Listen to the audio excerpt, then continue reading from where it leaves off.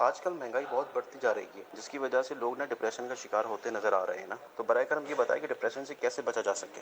Depression کا مریض تو اگر ہم کہیں گے نا تم کو ڈپریشن ہو گیا تو یہ باقاعدہ کوئی مرض اس طرح کا تو ہے نہیں جیسے کہ زخم ہو گیا وہ نظر آتا ہے، یا کوئی مرض ہو گیا جو ایکس رے میں آئے گا یا لیبورٹری ٹیسٹ میں آئے گا.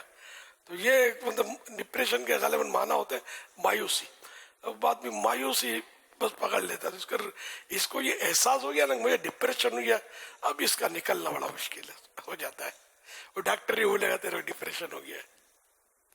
تو اس میں غالباً یہ کہ آدمی اپنا ذہن بنائے، اگر پہلے تھا بھی تو اب کہاں ہے مجھے ڈپریشن. حوصلہ تھوڑا بڑا رکھے کہ یہ اس طرح کے امراض ہوتے نفسیاتی کہ اگر خود بندہ سوچے نا، غور کرے، اپنا ذہن بنائے تو یہ کہ اس سے نکل سکتا ہے. یہ میری موٹی عقل میں جو آیا وہ میں نے عرض کیا. ڈپریشن کا روحانی علاج، فجر کی 2 سنتوں اور ظہر مغرب و عشاء کے فرضوں کے بعد والی 2 سنتوں میں سورہ فاتحہ کے بعد قرآن کریم کی آخری 6 سورتیں اس طرح پڑھیے. پہلی رکعت میں سورہ کافرون، سورہ نصر اور سورہ لہب، اور دوسری رکعت میں سورہ اخلاص، سورہ فلق اور سورہ ناس.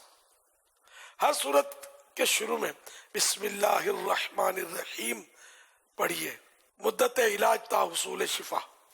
تو انشاءاللہ اس پر عمل کرتے رہیں گے تو اللہ کرے گا آپ کا ڈپریشن جو ہے یہ ٹھیک ہو جائے گا. رسالہ مکتبۃ المدینہ کا مینڈک سوار بچو، اس کے پیج نمبر 27 پر دیکھ لیجئے یہ علاج، کیونکہ ابھی میں نے بولا تو ہو سکتا ہے کسی کو یاد رہے کسی کو نہ رہے.